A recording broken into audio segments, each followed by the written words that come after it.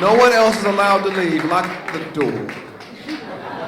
Coming to the stage, you guys, is one of my best friends in this thing we call comedy. He has a new series coming out called Divorce Saved My Marriage. Please welcome the very talented Mr. David Arnold.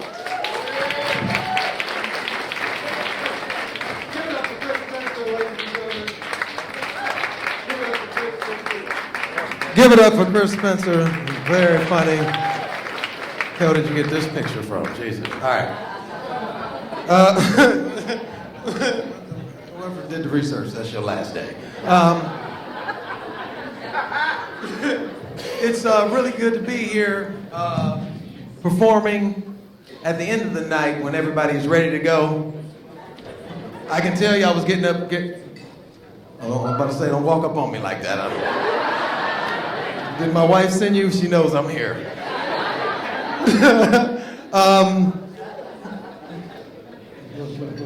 What you doing? Come on. You doing good? It's your last day too.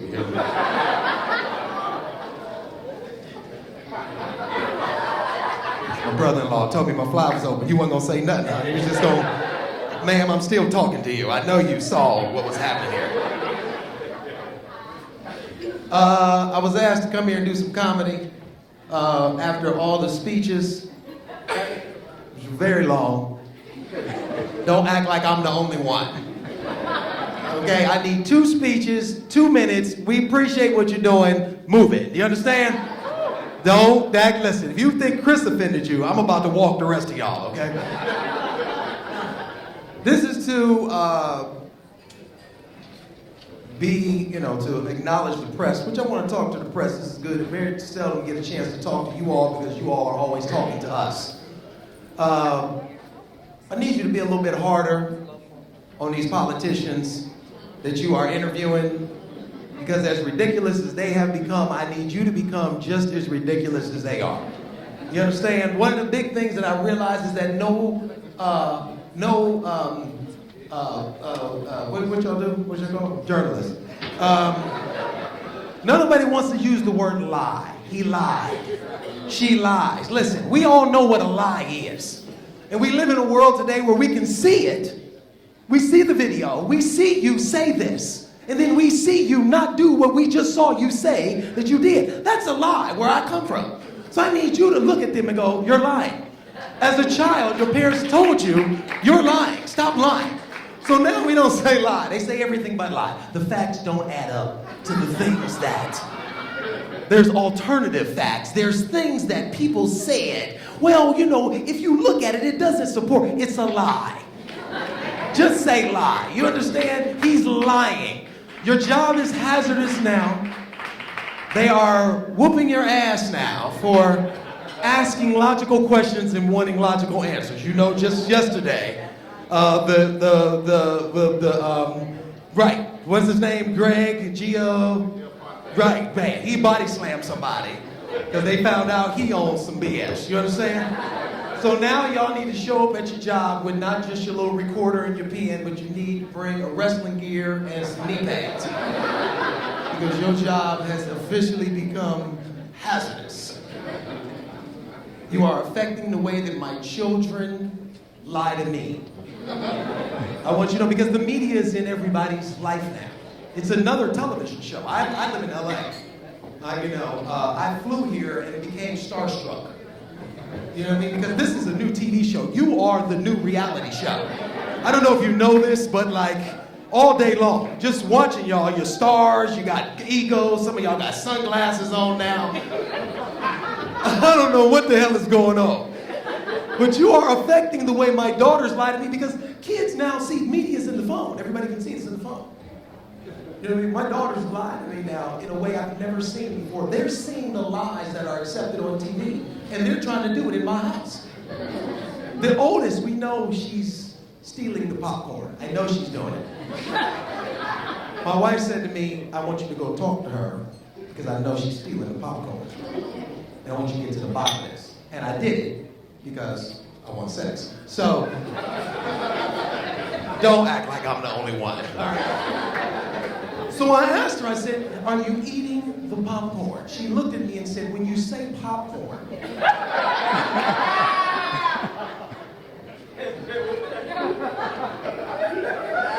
do you mean pre-popped or are we talking after? Because technically, did you see me eating the popcorn? Because what you're saying, the facts you're saying don't support. And I'm trying to offer you some alternative facts, which is that I did not maybe eat the popcorn. I didn't see all of the videos, so I need to get more information. Because nobody's ever seen all of the video. Nobody's seen the video. I didn't see the video, then I'll get back to you and let you know about the popcorn. I went to my wife and I said, I don't know.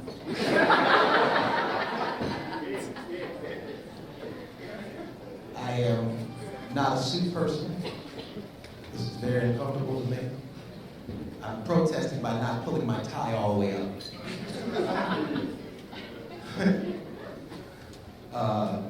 Lamont, give it up for Lamont. He was up here. Robert, he said he was a fence demon.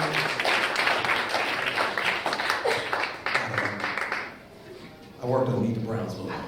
I wrote Meet the Browns for Tyler Perry. Lamont was one of the lead actors. Constantly had his shirt off for no reason. It's too much. I've never seen him with a shirt on. This is the most clothes I've ever seen him on. I'm crossing over. I've written a lot of television. I've written television for a long time. I wrote Real Husbands of Hollywood with Chris Spencer, who created that for Kevin Hart.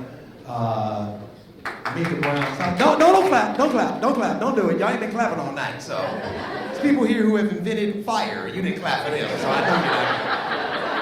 I know you don't give a damn about my show. So this here, I gotta be honest with you. Y'all the hardest group of people to impress. I'm not gonna lie to you.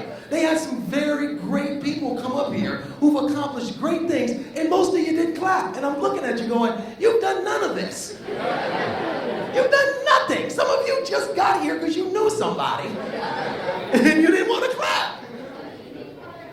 Silence. This is the part in a comedian's life where you realize that the show's over. And I'm going to do my time to get my check. One of the people in the back asked me, he said, that's why I'm a comedian, you know, because I'm in a business where your success is dictated by your notoriety. You know what I'm saying? When Chris introduced me, a lot of y'all didn't clap. I'm sorry. Because you're like, I never heard of him. I'm like, no. Never heard of you either. So we all in this just trying to figure out who the hell each other is. And I don't mind skepticism from you. I don't mind that. You know what I mean? Because you don't know how fantastic I am. It's the people that benefit from what I do that give me skepticism that I have a problem with. That's my wife, that one at the house, that's the one I got a problem with. She quick to go, everything's not a joke, David. And I looked at her and went, everything in this house says it is. What the hell are you talking about?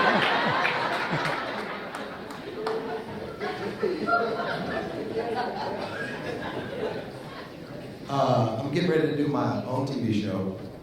And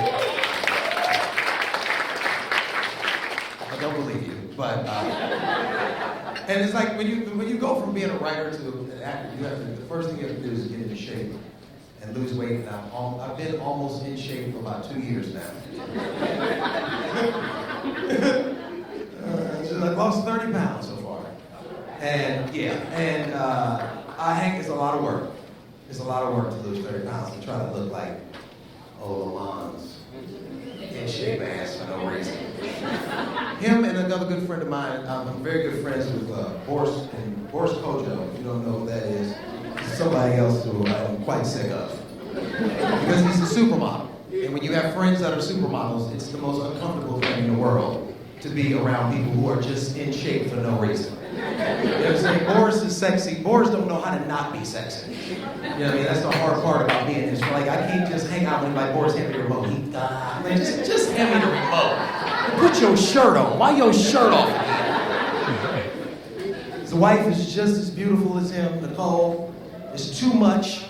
It's too much. Me and my wife let them come stay at our house because they were moving from Atlanta to LA. They were supposed to be there about 2 weeks. 3 days in, having these two beautiful people walking around my house almost destroyed my marriage. Because every time Nicole walked by, I looked at my wife and went, do you see this? You need to get it together.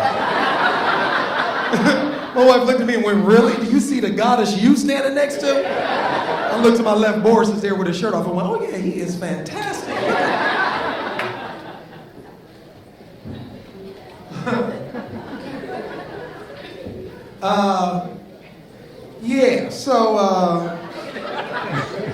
This is probably the worst time I've ever had in my life. I ain't gonna lie to you. Right when you think things is working out in your career, they ask you to come up at the end of the night, put a picture up that's 10 years old, and look at everybody, look at me like I owe you money. I don't like your attitude. Why were you? Congratulations. I like this. You know what I want you to do one time? At the end of one of your programs, I just want you to just slip up one time. When I know you're giving us a story that you know you can't, like, your job is to be by. You gotta be in the middle. One time, I just want you to end it and go, I know that was some bullshit. I just want you to do it one time. That's all I want you to do. Just one time, I want you to look in the camera for all of us and go, listen, I know this is some bullshit, but they put it in the teleprompter, I gotta say it. You're at Fox, some openings over there.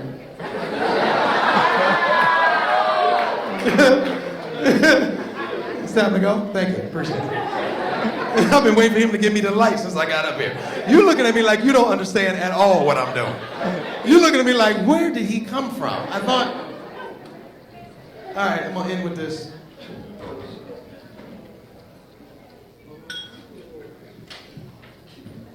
Did I tell you about lying in the media? Did I go through that, Joe? Did I tell you about my daughter lying about the popcorn? Did I go through that? Just want to make sure. Oh, the spin doctors. Okay, listen. Stop. Okay, Kellyanne, Jeffrey Lord, all of y'all spinning and lying. We know what the truth is, and I need Angela Rye. Angela Rye gonna choke somebody out on TV before it's over. That's what I'm waiting for. I'm waiting for one of these black women who have had enough to reach over and snatch that wig off of somebody's head. That's what I'm waiting for. We don't want the spin doctors. I just need you to tell the truth. I was sitting there thinking, I'm not a political comedian. I don't do politics. I watch it all day, and I think that, watching it on the news is, it's a show. It really is. It's very entertaining. And you guys are really good at what you do. I wanted to be a journalist, but I graduated from high school with a 1.8. Matter of fact, I don't even know if I graduated. I just left with the people I came with. 4 years later, they start walking out. I was like, oh, we leaving? Okay. I have no idea what the hell I'm doing. So I knew it wasn't for me. Any job, I'm not a job person, and to be a journalist is a real job. It's a job that is to be respected and very much needed.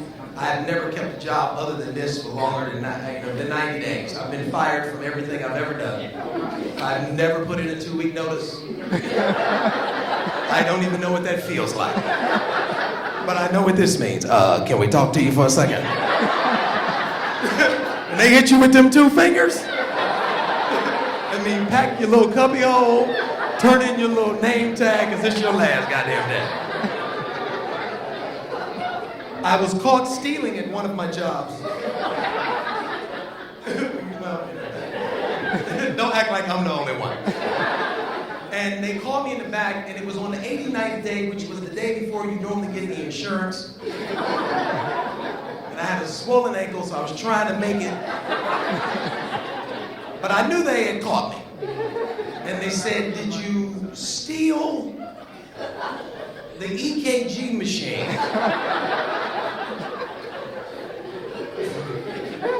from the urgent care center? And I looked at them and I said, when you say steal, because I don't know, I didn't see the whole tape. I need to do more research. Because the facts that you have don't match what I said, and I want to offer you some alternative facts. Yes, I still do. Get your ass out. Listen, please watch my new show coming out called Divorce Saved My Marriage, executive produced by Kevin Hart. I appreciate you guys. Thank you very much for what you do. God bless you. Jump again.